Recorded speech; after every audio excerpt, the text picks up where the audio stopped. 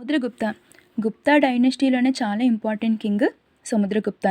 ఎలా అయితే మౌర్యన్ డైనెస్టీలో అశోక ఇంపార్టెంట్ కింగో అలానే గుప్తా డైనెస్టీలో Samudragupta important king. But Ashoka peace వైపు వెళ్తే సముద్రగుప్త కాన్క్వెస్ట్ చేస్తూ ఉండారనమాట.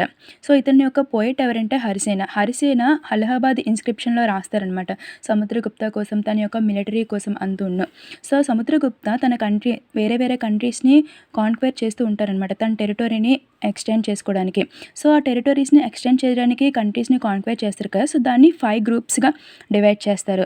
అందులో ఫస్ట్ గ్రూప్ ఎవరంటే ప్రిన్సెస్ ఆఫ్ గంగా యమునా దోబ్. దోబ్ అంటే 2 రివర్స్ యొక్క ప్లేస్ని దోబ్ అంటారు. సో ఈ ప్లేస్ యొక్క మధ్యలో ఉంటారు కదా, ఈ ప్లేస్ అంతటిని వాటి యొక్క ప్రిన్సెస్ అంతటిని దీన్ని డిఫీట్ చేసి ఆ ప్లేస్ అంతటిని దీన్ని కాన్క్వెర్ చేసి తన యొక్క డైనెస్టీలో కలిపేస్తారనమాట.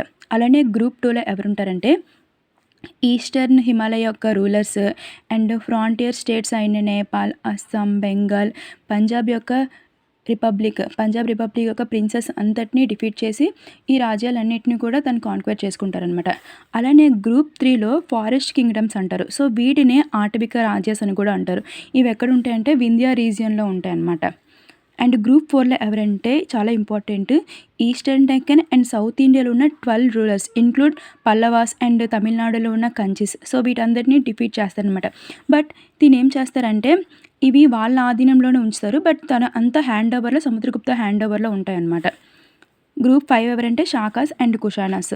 సో ఇలా ఈ 5 గ్రూప్స్గా డిఫరెంట్ కంట్రీస్ని కాన్క్వెర్ చేసి ఈ కంట్రీస్ అంతటిని తన యొక్క డైనెస్టీలో యాడ్ చేస్తారు. సో ఇలా తన యొక్క డైనెస్టీ ఎక్స్టెండ్ అవుతుంది. ఇది ఓవరాల్ సముద్రగుప్త కోసం.